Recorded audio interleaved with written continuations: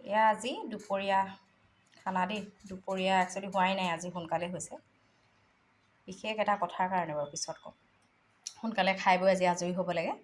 এয়া বনালোঁ মই খাচী মাংস, তাৰপিছত এয়া হৈছে লোকেল বাহু মাছ, বিলাহী দি বনাইছোঁ।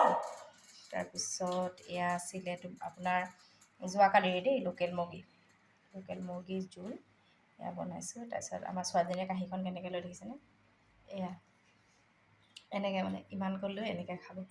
আজি মোৰ একো বনাবলৈ মানে সময়টো নাই, যিহেতুকে সোনকালে বনাইছোঁ পটাপট।